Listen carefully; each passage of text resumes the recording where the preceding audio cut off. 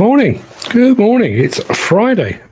How the devil are you doing? We made it all the way to Friday. Largely unscathed, I think, which is always good news. How is everyone doing today? I see Dan Cullen in the chat. Chat seems to be on a bit of a go slow the last couple of days. I don't know why that is. I can see plenty of people are here, but nothing coming through on the chat. But if you remember rightly, yesterday they all came through at once for some bizarre reason. I think I need to take a plunger to the cables. Is it cables? I honestly don't know.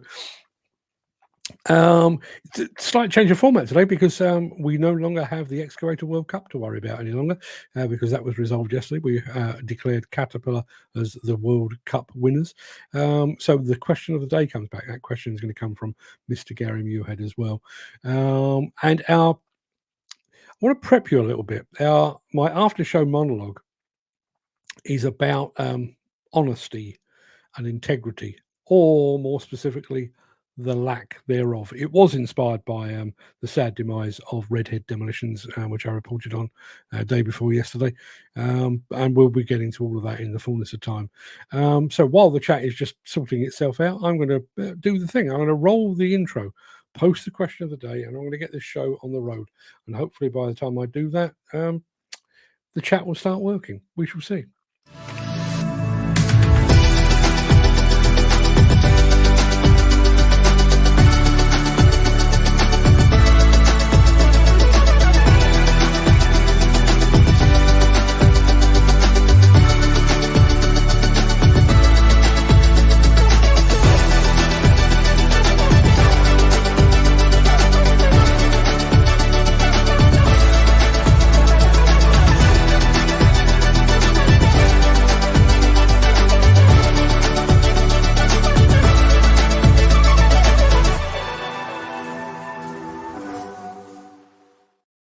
Very strange. Yeah, very strange. Everybody arrived at once, yet again. And apparently they all arrived at 10 o'clock, but the show had already started. I just wasn't seeing them. So Mark Whiting is here. Dan Cullen is here. Gary Mewhead is here. Gary Mewhead asked, how did the radio interview go?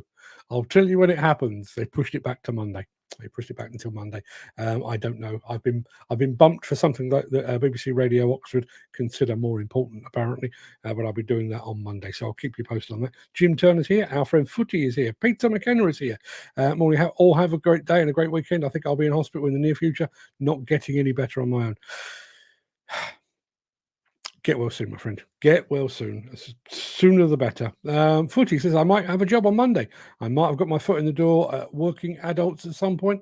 I don't know when. That's me with my fingers crossed, Footy. I'll keep my fingers crossed for you. Let's have a look. Chris Ford is here. Good morning, Chris. How are you doing? That is our question of the day. I'm going to come back to that in just a moment. I'm just going to make sure there's nobody else lurking. Dan Cullen saying, happy Friday, peeps. Yeah, happy Friday. It is Friday. Can you believe it? In actual fact, let me do that thing. I'm going to do the thing, the intro bit. It is Friday the 13th. Friday the 13th. You know, if you're superstitious, stay indoors. It is Friday the 13th of September. Welcome to the Breakfast Show. I am your host, Mark Anthony, the Walrus of Demolition. In today's show, we're going to show you how you go about operating the Bobcat T7X, which we showed you yesterday. AgPro harnesses cat connectivity. Komatsu Genuine Parts will take center stage at Minexpo and Trimble on the importance of connected data. Plus. In my morning monologue today, I'm going to be discussing honesty and integrity, and how they are both increasingly absent from life in general, but from demolition and construction in particular. But before we get to all of that, we do have the small matter of our mystery machine to attend to. So let me play this.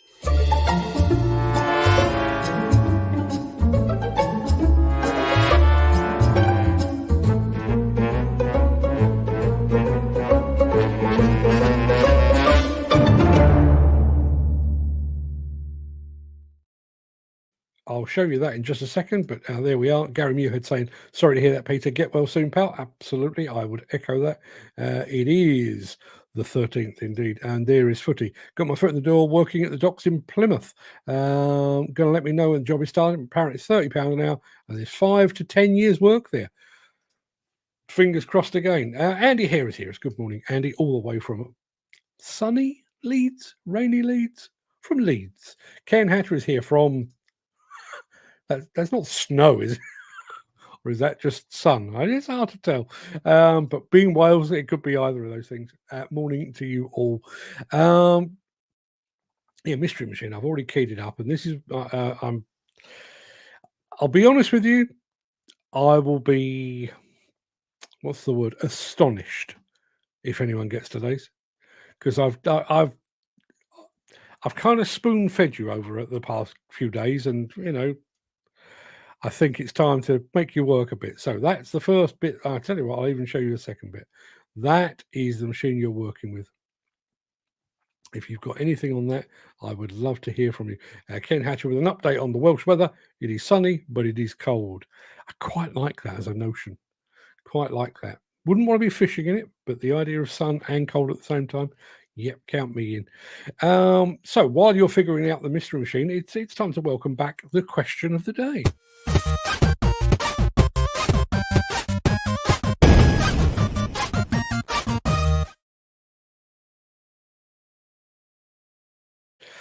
Yeah, this one comes from Gary Mewhead, who you may recall was laid off temporarily from his job as quizmaster while we fanned about with the Excavator World Cup, but he's back, and his first offering of the new season is this. What is a lame or embarrassing injury you've sustained? Not necessarily at work, but a lame or embarrassing injury that you have sustained. When Gary first came up with that, I told him there was a guy, I remember listening to him on the radio, he had to call off climbing Mount Everest because he'd hurt his back in the most ludicrous way. He was at base camp eating a chapati, but he inadvertently inhaled some of the flour on the chapati, caused him to sneeze, put his back out. Now, I've got several, including dropping a bloody great rock on my fingertip while showing my children a big crab in a rock pool. However, I'm going to go with this one. When I was about 13 or 14, I shimmied up a lamppost close to my home, just to prove that I could. Reached the top, tapped the light, and decided I'll slide back down again, a bit like a fireman sliding down a pole. However, unbeknown to me, there was a metal buckle around the base of the lamp, and I felt it slice through my jeans. Took a closer look to find it had also sliced through my thigh. And to make matters worse, there was something, I don't know whether it was muscle or fat, but whatever it was sticking out of the wound. Yeah, dozen stitches or so right as rain. I do still have the scar. The biggest damage, obviously, was to my pride and the humour of those that were watching me do it. So if you've got any embarrassing or lame injuries you'd care to share, please let us know in the chat. Somebody's just posted a comment. Mick Norton is here. Good morning to you, Mick. Thank you very much indeed for joining us. We're going to get the show on the road. We're going to start showing you some diggers. What are we? 10 minutes in. We'll start with some diggers in just a moment.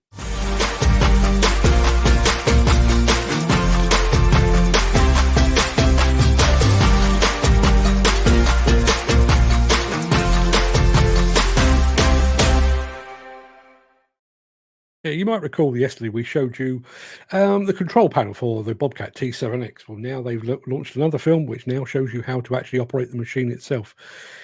I've driven this. It's good. Have a look.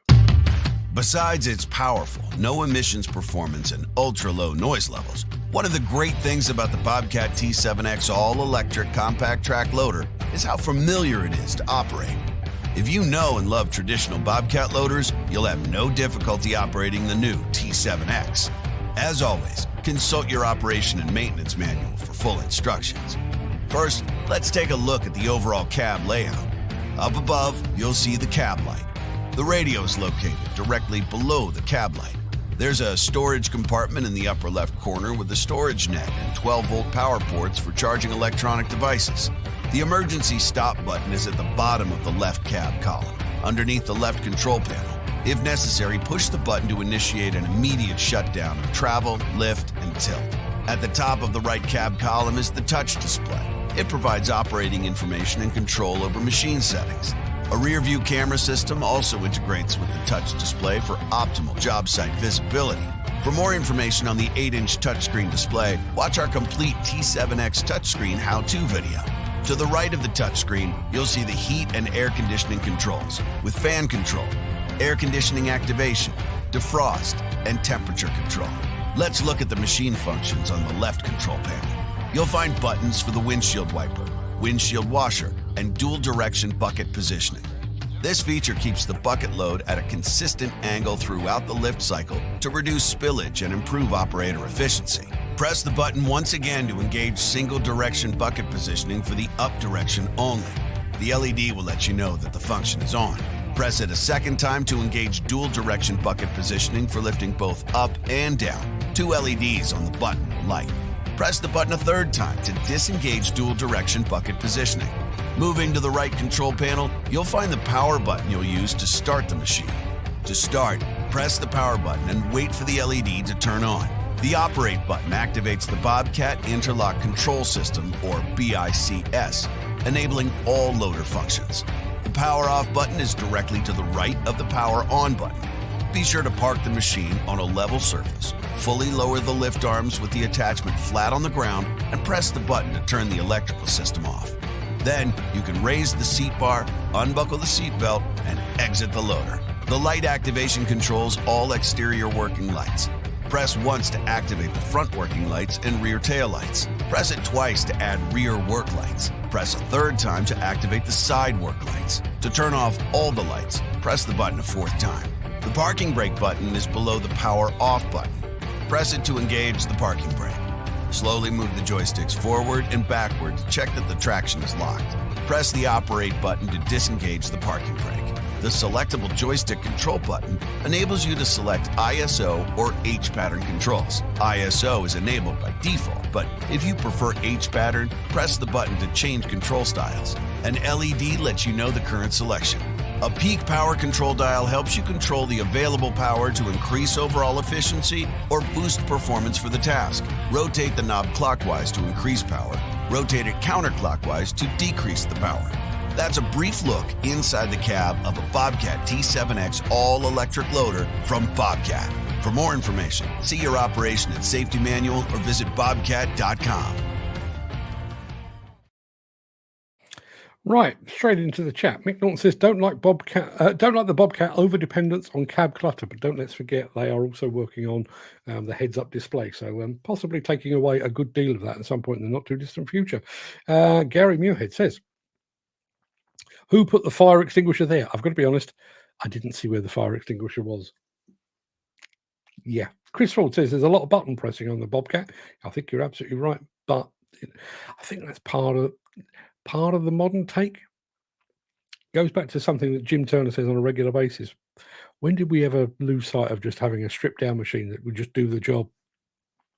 Our question of the day is talking about lame and embarrassing injuries. Chris Ford has one of his own. Pulling a muscle in my back, squeezing between 2 chairs with a pint of lager, beer shout and me on my knees, or the classic jean zip. Who amongst us hasn't experienced the classic jean zip? Did it once and actually didn't know what to do about the situation. How do I put it delicately? I'd actually zipped beyond my skin, and I didn't know whether to carry on going and try to yank myself out or to rip it back down again. Rather not think about it. I'm going to go back to the mystery machine before we get on to the other comment there. Well, I'm going to take that one away. That is the machine that we're looking at. I'll show you a bit more. Where is it? Gary Mewhead reckons that could be a Maruka track dump truck. It is not. I mean, you're kind of in the right class, kind of, but it's not one of those. There we are. Footy says, breaking news. I just got confirmed. I got the job on Monday in Exeter. Congratulations, Footy. Fantastic stuff. Dan Cullen reckons our mystery machine could be a Bell track carrier. Again, in the right ballpark, wrong brand. Now, I do need to get to Mick Norton, and I can't read you the whole thing because he's typed too much, and I've lost the end of the message. So, Mick, if you'd like to copy and paste that again. But he says, where does he say? Reference the ongoing debate on stress, which we were talking about yesterday, and which I've done videos and articles and stuff. Back in the day, unruly or troublesome teenagers would be categorized as juvenile delinquents, whereas today's snowflake approach diagnoses them as attention deficit hyperactivity disorder, ADHD to their friends. Even disorderly kids at state schools are labeled with oppositional defiant disorder, ADD. And instead of the teachers imposing some sharp disciplinary lessons, some of the soft and devious pupils are even claiming exam stress, and those not liking school, that's where it runs out. Now, even though we can't see the end of that message, Jim Turner says, the world is going to rat shit, Mick. Say it like it is, Jim. We need more special schools for kids that don't fit between the lines of what's classed as normal behaviour. Is it a Volvo dump truck on the Mystery Machine, or a better dump truck? Possibly not. Let's have a look. No, I can take that. Oh, I tell you what, I'll show you a bit more while we're here. There you are. If anyone can get that, I'll be very impressed. Okay, let me take that away. I'll come back to it in just a moment because we do need to crack on. I'm going to be back with a company called AgPro, who you may have come across if you're in that part of the world, up around the Staffordshire part of the UK. So back after this. If you are enjoying this episode, please consider supporting the show. You can leave us a tip at buymeacoffee.com/demolition news. Hold the front page. You know, I was saying nobody's going to get this. Someone did. Someone did, and that someone is Gary Mewhead. Bear with me. He says it's a CT12. It is indeed a CT12 from the fine folks at Mastonbrook. There you go. So that is, wow, I've just realised that's 2 on the trot for Gary Mewhead. Suddenly, it's looking possible Gary could go away with the big prize. Depends who wins it. I've got another Bobcat t-shirt. I've got a Bobcat model here as well. I've got some other bits and pieces. We will find something to suit. Don't worry about that. But congratulations, Gary. I can take that off the screen now because that is all over and done with. Yes, I mentioned AgPro. I want to show you some AgPro type stuff now and how they're using cat connectivity. Enjoy.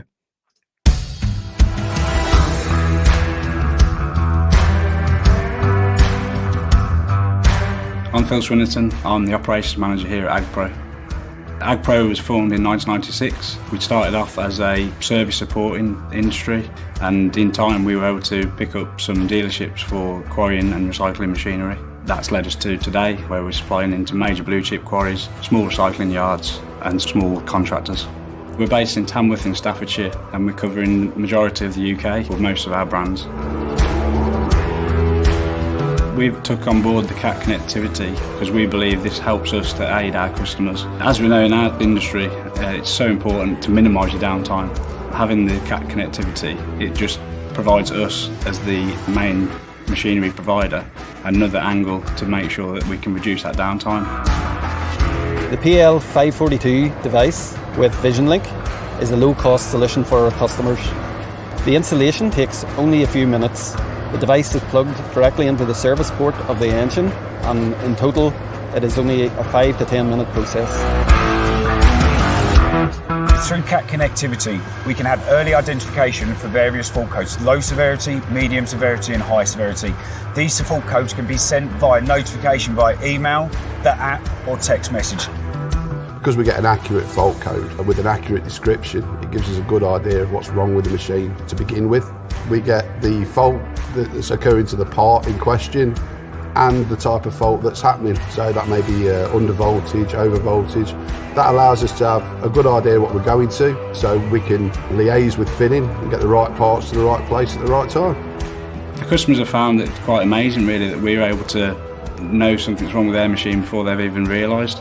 Now it might be that we're able to send an AgPro engineer to fix the issue, but sometimes it will require a CAT trained engineer. They can then log into the CAT connectivity, and if they believe they need any parts to rectify it, they can go and carry out a first time fix. Not only do we offer our customers access to the connectivity program, we offer a full remote diagnostic services. We can monitor your engine remotely 24/7, offer live updates and recommended repairs at any point throughout the engine's life cycle. Our relationship with fitting is great. Usually, if we need them to be, they can be on site same day, if not next day at the worst. Our customers have machines all over the country, some of them in very remote places. Fitting are always able to get an engineer close by to site on time.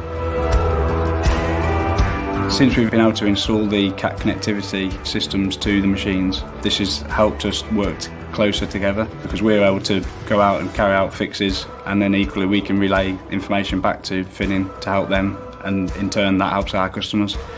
The customers look at the machine as a whole, which includes the CAT engine. It's there to support them and to make sure that they get better service and less breakdowns and downtime.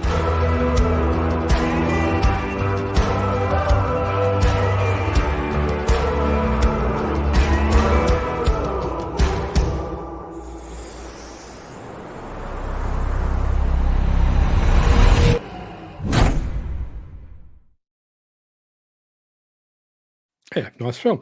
Gary Mewhead says, it's mind-blowing how many companies and manufacturers use the fantastic and reliable Caterpillar engines. They come with their own kind of guarantee, don't they, Caterpillar engines? If they're good enough for the biggest construction equipment manufacturer in the world, they should be good enough for pretty much anyone else, you would have thought. Cat is one top engine with Perkins and Isuzu, says Dan Cole. Totally agree. Totally agree. Now, we had a long comment that we cut off, or the system cut off, and it ended there. Some of the soft and devious pupils are even claiming exam stress, and those not liking school get. That was where it left. Mick Norton then goes on, get labelled school phobic. Time to get the gloves off, he says. Jim Turner follows up with, I had school phobia. It was called wagging it when I was a kid. Bunking off down my part of the world. Bunking off is what we did. We didn't wag it. We bunked off. Well, I say we. Obviously, I didn't because, did a bit. Let's have a look. What do we got? Mick Norton says, apropos the skills shortage, our latest figures showing 3.4 million aged between 50 and 64 are economically inactive. Is that the same as unemployed? Is that a new way of saying unemployed? Maybe forget about the stressed out millennials and call back us coffin dodgers. Yeah, you imagine all of that experience, even somebody of 50. What have you got? 30 plus years under your belt already by that point? And you're tucked up at home, not actually economically active. It's like vertically challenged. What, you're short, you mean? Yeah. From Cat Marine, Cat Power Generator to heavy industrial machinery. Yeah, absolutely. Well, there are, and I've visited some, there are entire towns whose energy, their light and their electricity and also their heat based upon a Caterpillar diesel engine chugging away nicely in the background. Gary Muirhead says, I was always too busy looking out the window watching the diggers work in the field, saying that'll be me one day. Wish I'd had that. I didn't realize what I wanted to do until, frankly, I was doing it. Would love to have. I don't know how I'd go about watching somebody typing, apart from the girls in the typing class, and I watch those quite a bit, but I don't think that counts really. Yes, let's crack on, shall we? What have we got next? Oh yeah, this time next week will be my final show for a whole week, because obviously I'm off to Minexpo, and we're back with something to do with Minexpo in just a moment.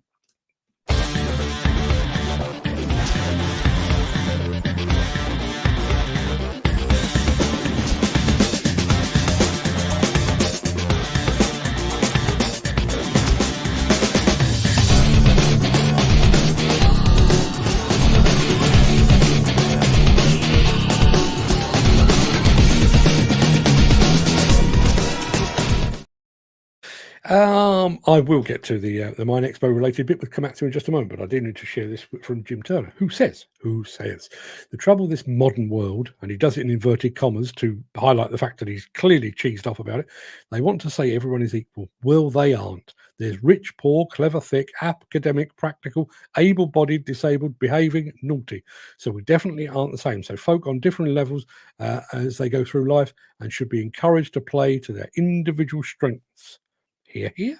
Chris Ford, my school report, I said could do better, spends more time looking out the window. Never a tractor or a digger in the classroom. Yeah, I can believe that. So we only need to come up with another 5 questions of the day then. Yes, although I've got a couple in store just in case you're struggling. But yes, I another 5. I will come back to the chat in just a moment. But next week is kind of kind of remarkable for two different reasons. On Wednesday next week, we will broadcast our 800th episode of the Breakfast Show. So be sure to tune. There won't be celebration. There'll be no jelly and ice cream, but it will be. And then on Friday, as I've already said, it will be my final show for a whole week, because I'm off to, in actual fact, it's a week and a bit, because I actually fly to Las Vegas on Sunday next week, and I don't get back till the Monday. So the first show back won't be until the Tuesday. I'll keep you all posted. Don't worry about that. So going back to question of the day for today, which, as you know, is lame or embarrassing injuries. Dan Cullen says, was using a small chainsaw, cutting briars bushes to get trees out. That had to be cut until I went for the old elderly lady, said that looked like blood. Cut his own leg, never felt it. I know somebody who used to work for Rammer, guy called Seppo Piamaki, lovely fella, absolute big bear of a man, but a really nice guy. And like a lot of the Finns, he was a bit of an outdoorsman. You know, had his summer cottage out in the woods there. We used to go hunting and fishing, and he was using a chainsaw once, and it hit a knot in a piece of wood and kicked back, damn near took his leg off. Lucky to survive. Really did. Trying to think of the right expression. Really did fuck him up. Caterpillar's main product line and its great contribution to the winning of World War II was its crawler-type tractors, the D2, D4, D6, D7, and D8. Between 1942 and the end of 1945, the company produced 56,306 of these tracked vehicles, back in the day when they would have been hand-built. No robots doing the work there. Jim Turner is still on a bit of a rant. Too much telling folk they can be anything they want to be. Bollocks. Folk need to be realistic. Everyone can be kind, though, Jim. Everyone can be kind, rather. Should be using chainmail trousers. My chainmail trousers never leave the bedroom. And I'll leave that just floating there. Question of the day. I drove myself to the hospital 30 miles away. When I got there, they asked how you managed to drive. I said adrenaline. Yeah, I'm not trying to come across as all manly. You can tell looking at me that's not the case. But when I got whacked in the chops by a low-flying brick, I spent the entire day in hospital. And, you know, eye out here and, you know, broken jaw and everything else. And I drove myself home. And the first thing my wife knew about the fact that I'd done it was when I turned up on the doorstep. Yeah. Speaking of her, apparently she's in the chat. Dan Cullen says, I never liked school. I remember seeing a tractor thought was dad, and left the school walking home to get on with the farming. I was only 5 to 6 years old, 5-mile walk. Yeah, do you know, the bizarre thing is I didn't used to bunk off school, not much. I mean, I did miss a class from here or there over the years. Never really bunked off school when I was senior school or secondary school, as we used to call it. But when I was at school in London, you'd go in and there was this big sort of chain fence. It must have been, I don't know, 10 foot high. Yeah, regularly bunked over that and followed my mum home, only to be returned about half an hour later. And Dan Cullen says, that was 20 years ago, Gary. Didn't have the funds then. Yes, could have lost a leg for the lack of funds. We'll come back to all of that in just a moment. Where are we? Yes, I did mention the fact that I'm going to Minexpo. Komatsu will have one of the biggest stands there. Obviously, they're going to have some nice, sexy, big machinery, which is, you know, kind of the idea of Minexpo.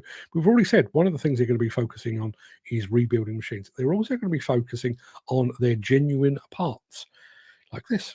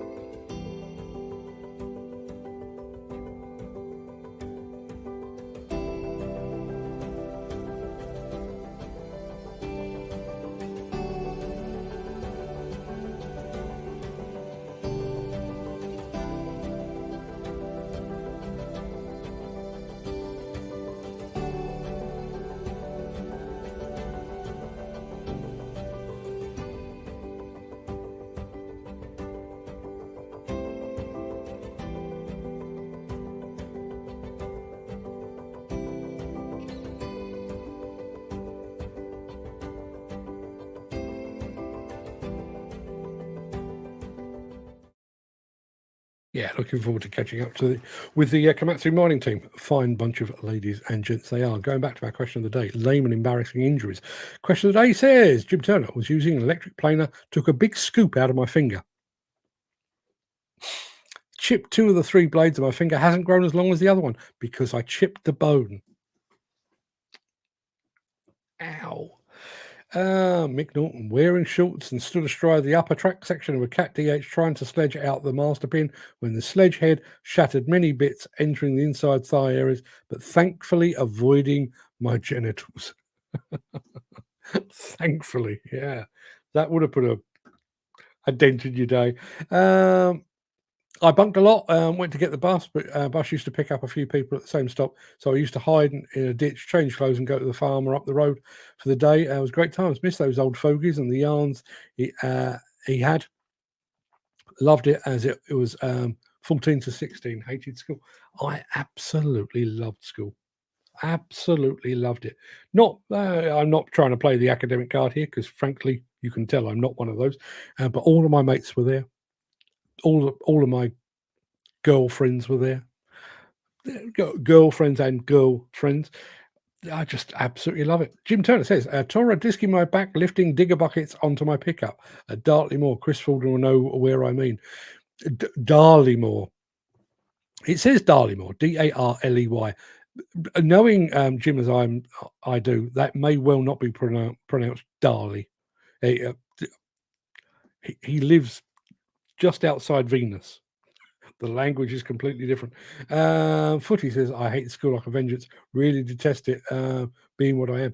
Yeah, I would imagine being at school and being very severely dyslexic would not be a bundle of laughs. Where are we? Have we done? Yes, we need to do this, I think. Since the finance bill came into effect in April, the construction industry has seen a surge of fuel thefts. The rising cost of living has placed an additional risk of theft by employees and contractors, as well as opportunistic thieves. By using diesel dye and placing warnings of its use, you are sending a clear message that this is your fuel.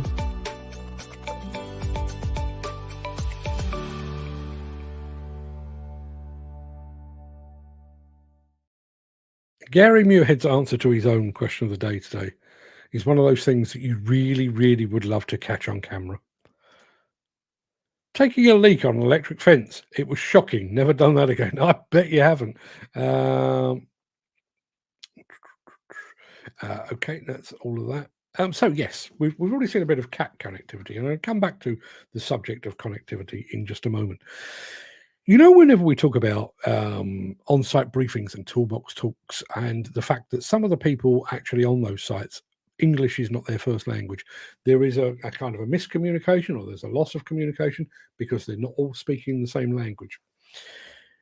That's people, but we also have systems that don't speak the same language. If you think about Caterpillar have got their own telematic system, JCB, Komatsu, Hitachi, Liebherr, all got their own systems.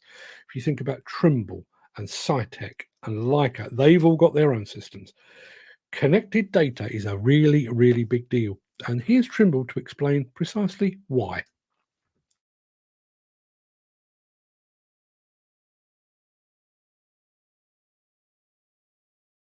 Well, I think common data environment is a tricky term. And I think if you go to any construction customer today, they're going to probably tell you that depending on the project, they've got more than one common data environment.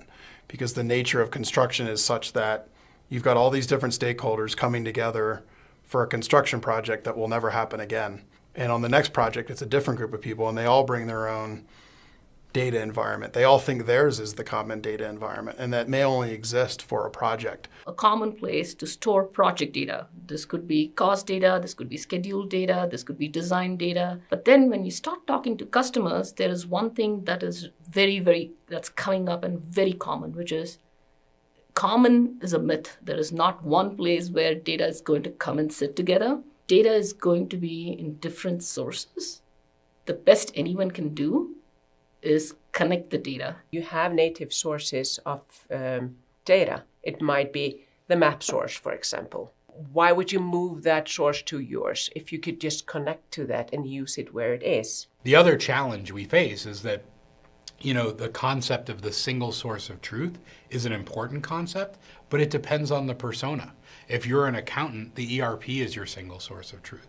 If you're the BIM manager, the model is your single source of truth. If you're the engineer, the structural model may be your single source of truth. That data set gets bigger and bigger and bigger. I think you have to get away from that concept of it being central to it being connected. We have to sort of deal with a lot of that data where it lives, because otherwise we're gonna start to hit roadblocks in management of that data and understanding of that data and cataloging of that data. The idea of a connected data environment for me is really this idea of, can we digitally replicate that town square concept that is the reality of a construction project, where you need people to intimately be working together on the work that they're doing, such that they can collaborate and do things in the way that they need to. Can we do the same thing with their technology to better empower them to work together in that connected environment?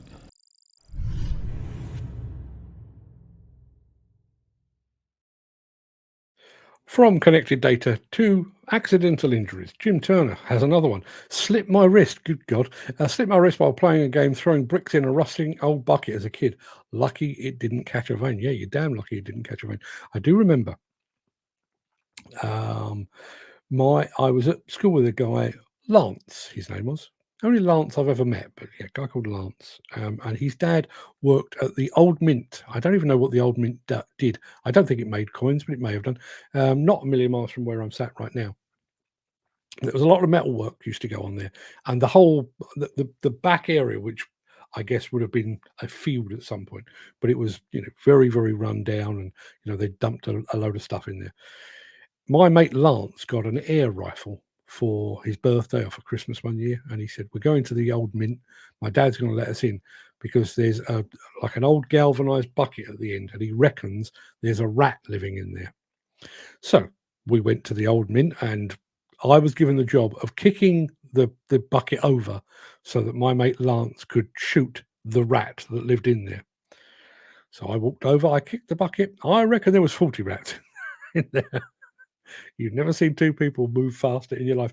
Usain Bolt, I would have left him for dust. Me too, footy. I hate the school. Why I never stayed after 15 years old. Love plant machines ever since. Mick Norton says, single source of truth, interesting concept. What would be the Labour Party's single source of truth? What would be any politician's single source of truth? Footy says, how many years ago, driving a fork truck, got off, go around the front, picked up the empty power beer, slipped, went down between metal and wooden, broke my elbow. Wasn't funny, hurt like hell. I'm 6 inches shorter on one arm now. And his elbow slightly bent. Yeah, all very mundane, but so painful. Yes, it is that time, and I think we've probably covered the question of the day. It is time for our after show monologue and stuff, which will be along in just a moment.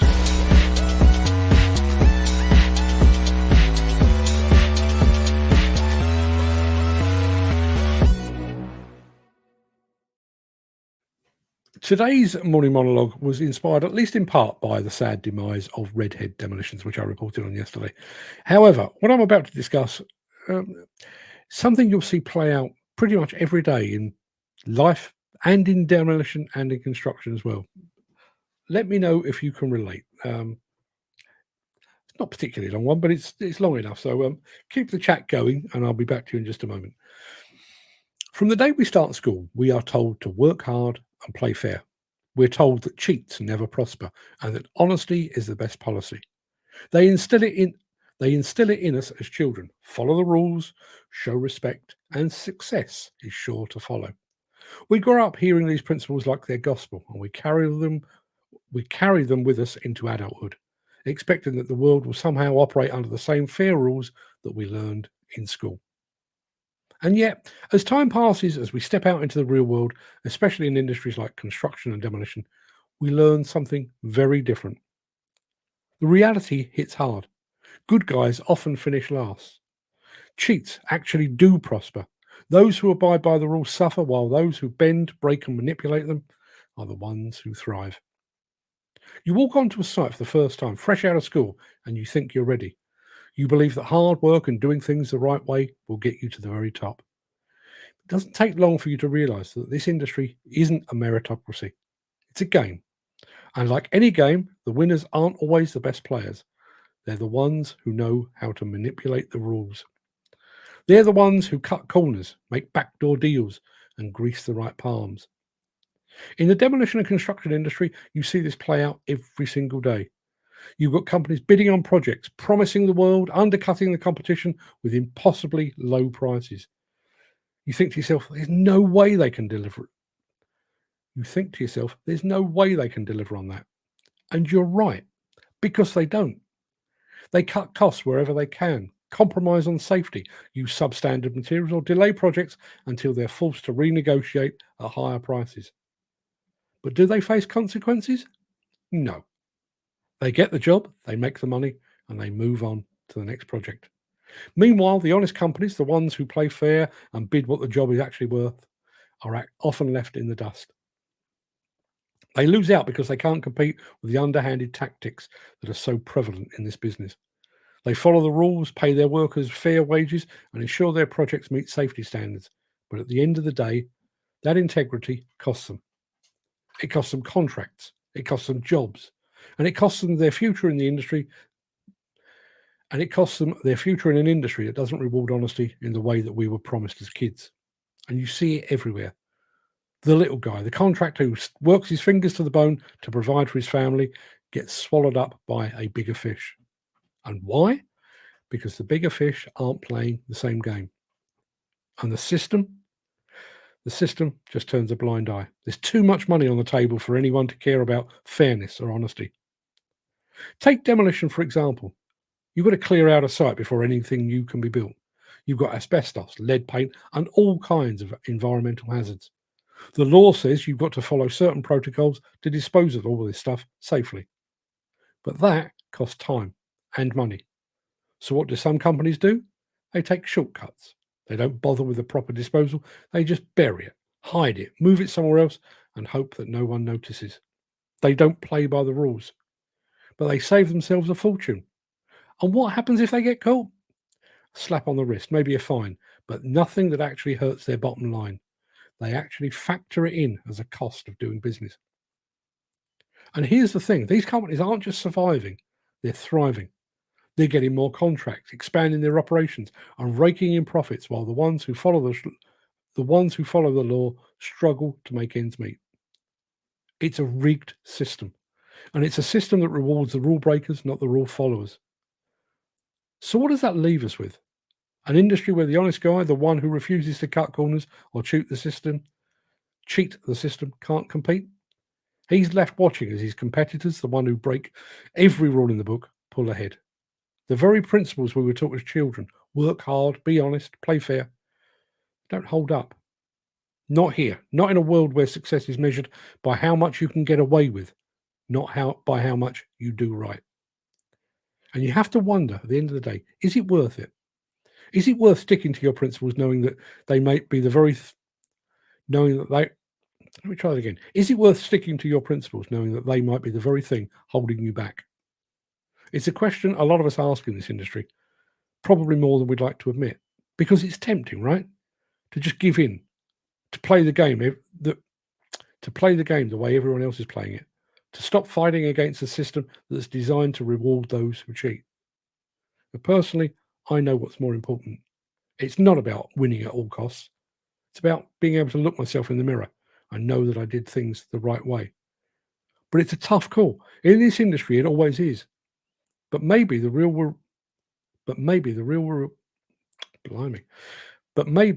reward isn't in the contracts or the money or the trappings of success.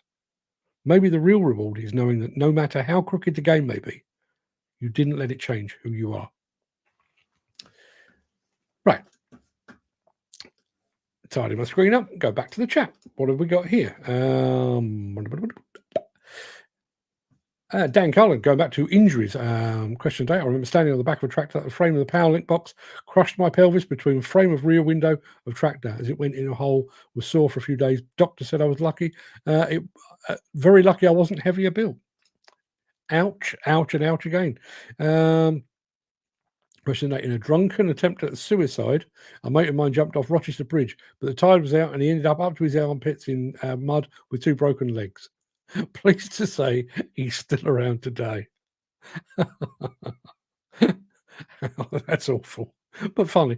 Dan Cones, question. Hence, after that, I never stood between implements on tractors again. No, that would teach you a lesson, wouldn't you? Let's have a look. Footy says, in the demolition game, you haven't got the ticket to say you can do demolition. You don't get a job. We have tickets, a bits of plastic these days. Bit of plastic to say you can actually do the job when more you've got 30 years experience in the game. Absolutely right. The whole construction industry is a cheating game. Too few have the financial capability. While I was writing that, and as I say, it was very much inspired by what happened with Red Dead Demolition. And I'm not going to compare and contrast, but 10 companies were fined 60 million quid a little over a year ago for their part in bid rigging and stuff. All of those are reporting increases in turnover, profit. They've all gone from strength to strength. And there's Redhead Demolition, who were, I don't know if they were investigated, doesn't matter. But there they are doing their thing, playing with a straight bat, following the rules, and they've gone pop. Just doesn't seem fair, does it? And unfortunately, one of the things that strikes me about this is, trust me, I've had it in my part of the business as well. Even though it is there for all to see, even though we all know who the crooks and the spivs and the con artists are, no one seems to care. No one seems to care. My prediction, another prediction of mine that went wildly off target. My prediction was that the £60 million in fine handed down to the 10 companies caught by the CMA would be just the tip of the iceberg, because my feeling was that all of those 10 companies would find themselves off of tender lists. Basically, part of the prerequisite of applying for a job now or applying for a project is, have you been caught up in collusion or anything like that? It's there in black and white. It's on the internet. We all know who was involved, what they did, how much they made out of it. It's all there. And yet those same 10 companies just go on and go on and go on. And the clients aren't doing anything about it. That should, if we lived in a just and honest world, the fallout of the CMA investigation should have seen some of the more honest, more straight companies with greater integrity rising to the top of the industry, while those that had sailed a bit too close to the legal wind were basically pushed to one side, at least for a little while. Didn't happen. Jim Turner, going back, jumped off a swing at Matlock, went a fair distance, landed on tarmac and broke my hand. Dad clouted me for being a daft person. A hand swelled up like fuck. Didn't go to A&E until the next day. I'll come back to honesty and integrity in just a moment, but I will tell you very quickly about a near miss. The stupidity of youth, right? So when I was growing up in the 70s, everyone remember Evel Knievel, a certifiable lunatic who used to jump over buses and Grand Canyons and stuff on his motorbike. Well, he was something of a hero when you were 11, 12 years old. So me and a bunch of my mates, there was a park off the back of where I lived, and there were some benches, and we found a big old piece of wood, a big thick piece of wood, and we propped it up against a bench, and we put a big lump of concrete underneath it so it stayed flat. And we were taking it in turns to lay the other side of the bench. So I would go up to the top of the hill, race down, up the ramp, and jump over 6, 7, 8 of my friends. Okay. And then when I'd successfully completed, let me be clear, nobody ever got hurt doing this. But when it was when I did the jump, so I went and laid on the end of the pile, and so we would go on. Anyway, we did this for a good couple of hours, and we were having great fun. And then someone somewhere along the line decided, I'm going to take that bit of concrete out from underneath. And I decided I'll have one more go. There was nobody laying there at this point. So rather than going up and off like that, the piece of wood bent. So instead of going outwards, I went upwards. And I must have gone, it felt like miles. I probably went 6, 7 feet in the air and came down on the back tire, burst the back tire, came down on the back tire precisely where all of my mates had been laid just a few minutes before. I was upset about the burst tire, but I was mightily relieved that I didn't land on anyone. Why do these massive companies still get major contracts yet the small man pays the price of subcontract to these developers trying to screw every penny they can out of the small man? Yeah. And when all the CMA thing blew up, I was sort of taken to one side, not in an unpleasant way, but I was taken to one side, and basically told the problem you've got is some of the companies that were involved in the CMA debacle are so massive that they are actually the only people that, on the face of it, can fund and finance a demolition project of a certain magnitude. So, if you're going to take down a power station, you've basically got to give the client the reassurance that you'll still be here in 3, 4, 5 years' time and that you will see it through to the bitter end. If you're a middle ranking demolition company, chances are you can't do that. You don't have that level of financial heft. So despite all of the financial wrongdoing that was clearly proven by the CMA, you're still the only companies that can take on that kind of work.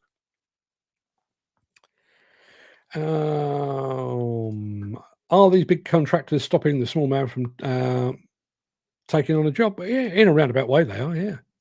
Yeah.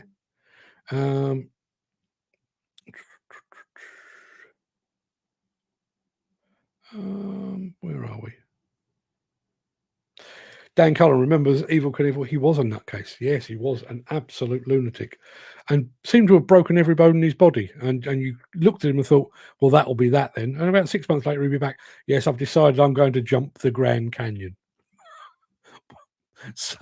Somebody intervene. The guy's clearly mental. I've done that one. Your ass must have been sore.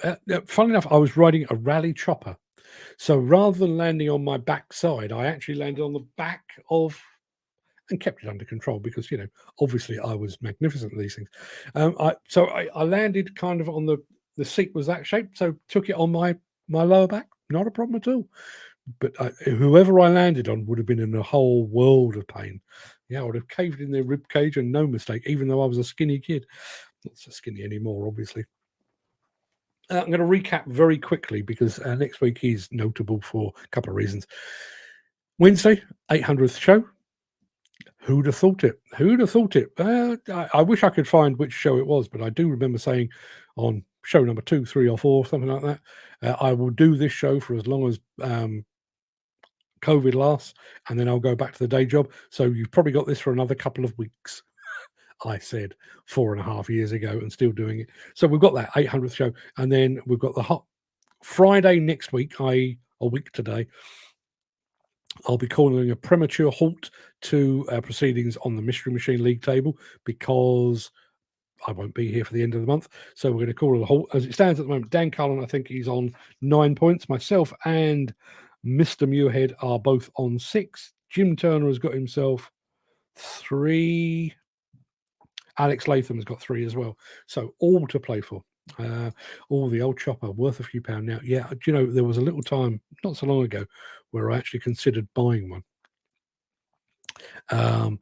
2 things put me off. The first thing that put me off was the fact that I couldn't find the original purple with the orange writing on, which was the one I had as a kid. The other thing that put me off was the £1,200 price tag for something that I just wanted to look at and reminisce about. Dan Cullen, yeah, remember that used to be in and out of your show then. No, not now. You're an absolute regular. Chris Ford, nil point. Told you there is a certain pride to have nil point. It really is. And Footy's on 0 as well. You're not alone. You're not alone. But yes, so next week, please be here. Between now and then, please do have a good weekend. I guess I'm going to have to start thinking about packing fairly soon. As a very quick reminder, one of the things I'm planning to do is to do a Minexpo film. Obviously, we will be filming. Myself and Fred will be filming all of the very big and the very latest kit over there. Looking forward to bringing all of that. But those will be in the usual bite-sized chunks. But I finally got around to it. When we first started covering exhibitions, overseas exhibitions in video form, I often returned and expressed my disappointment that I didn't do the job properly. We showed you around the show and did a walk around of a few machines and stuff like that, but I don't think that's quite good enough. I think part of my job and part of Fred's job is to, as best we can, take you on the trip. So the film that I have in mind, and I've already started making notes and shoot lists and stuff like that, is to take you on the trip. I'm not going to do the look at me, I'm at the airport, look at me, I'm on a plane, here's a photograph out the window. Not going to do all of that. But from the moment that we arrive in Las Vegas to the moment we leave, I'm going to be filming. So I'm going to be filming up and down the Las Vegas Strip, in and out of the hotels, the food, the people, the machines, the equipment, the exhibition. I want to come back. I mean, in an ideal world, I'd love to come back with an hour-long film. And it's going to take a while to put it together, probably a couple of weeks, I would imagine.